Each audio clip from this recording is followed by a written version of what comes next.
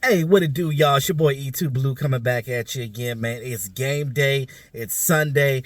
Dallas Cowboys playing the Los Angeles Rams today, 4:25, well, Eastern time. But, they're playing in California, so it's going to be 3 hours behind here, which is so crazy. But I've never been to California before, but one day I would love to visit. And I'm pretty sure SoFi Stadium looks just like Cowboy Stadium on the inside. But I don't know. I just love the way the ambiance looks on the outside. But you got to shout out to Jerry Jones, because Jerry Jones helped that project happen. So, you know. Cowboys coming in this game 3-1 to the 2-2 Los Angeles Rams. Now, it's gonna be a little different with this game, right? So you would think, when you look at the track record of Sean McVay, and much respect to the Rams organization, much respect to Sean McVay, that guy's the same age as me coaching in the NFL. Like, just wow. You know what I mean? Like, one of the youngest NFL head coaches out there right now.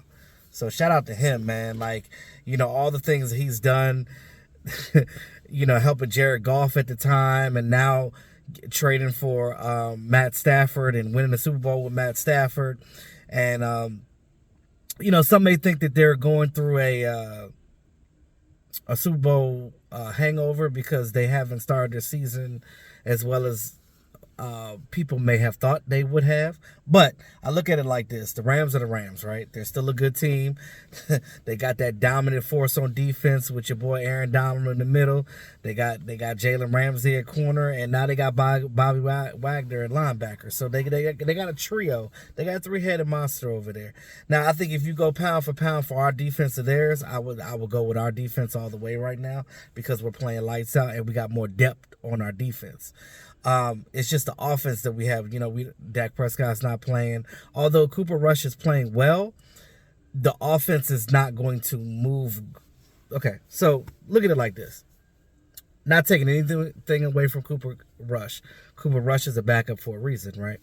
You look at his stats. He hasn't gotten over 250 yards passing since he took over for Dak Prescott during his injury.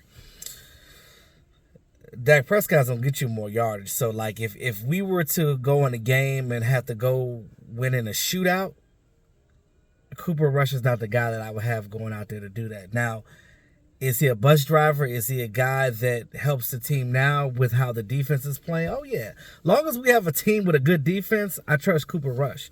But he's not going to get you what Dak gets you as far as that mobility. We're almost kind of like, if they take away something that we do with Cooper Rush in there, we're pretty one-sided. So it's the yin and yang of the situation. So I look at it like this: if we go in there and we say, all right, Cooper Rush, this is what we want you to do. Play like this, do that, and then we'll be fine. Now, coming in this game, offense, defense, passing, and rushing, Dallas Cowboys are 26 in total offense so far this season. They're ninth on defense, which I would have thought they would have been a little, higher than that. 23rd in passing and 20th in rushing. LA Rams is 28th on offense, 30th on defense, 20th on passing, and 30th on rushing. Now, matchups in this game. Now, we did promote Carlos Watkins from the practice squad, which is a guy that we had the last couple of seasons that played really well with us. He's going to help out with Bohanna, being questionable for this game, because, he dealt with that shoulder flex in the last game. Now, you look at their offensive line. They're out there running their third string center right now. They don't have Andrew Whitworth anymore now that he's retired, so they got a guy that's way lesser in talent over there. So their offensive line is their weakness right now. If the Cowboys are smart, they're going to attack that in any way that they can possible. But the one thing that scares me about this game is that the Rams offense, right? So we know what they can do on offense. They got Cooper Kupp. Cooper Kupp gets all the goddamn receptions. Allen Robinson is their red zone threat. And, you know, they got some Akers. They got the really good running back with Akers. But I look at it like this. What you cannot do is allow them to screen game you to death. Because we know, and if you watch the tape on the Cowboys, it's not a secret. Everybody knows it. If I know it as a run-of-the-mill fan, of course, these NFL coaches, these defensive coordinators are going to notice it. It's too obvious. Our weakness on defense is the screen game. Teams kill us on screen games. Screen game and teams that have good running quarterbacks. Now, Matt Stafford is not the guy that you would say that's per se a running quarterback. But if we were next week, that's a whole different topic when we go against Jalen Hurts. Yeah, but we'll talk about that later.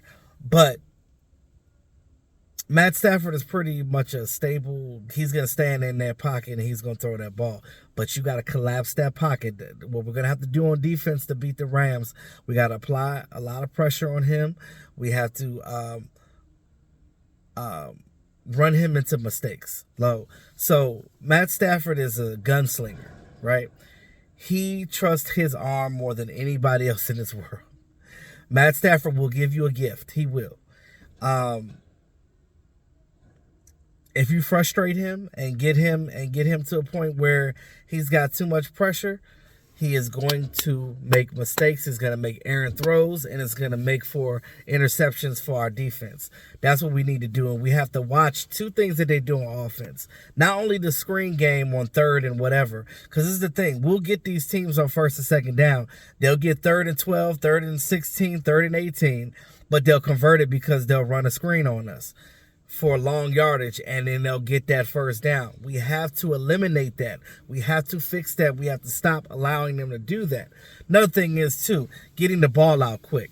If we're applying pressure to them on defense, and Matt Stafford decides he wants to pitch it out to his running back, or maybe to Cooper Kupp. He might put Cooper Kupp back there and shoot the ball out to him if he feels like Cooper Kupp is not getting the yardage that he wants. He's going to give him that ball to create some space so this guy can move up and down the field. So you got to watch that, because if they move laterally on you and they start making some hay that way, that is going to be a dangerous situation. That is the two things that I'm worried about in this game. We have to be able to contain that on defense.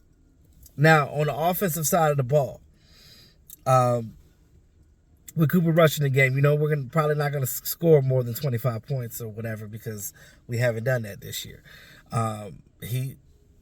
We know that Cooper Rush is not a guy that throws for many yards. He hasn't thrown more than 250 yards this season yet. Now, that could change today, but you never know.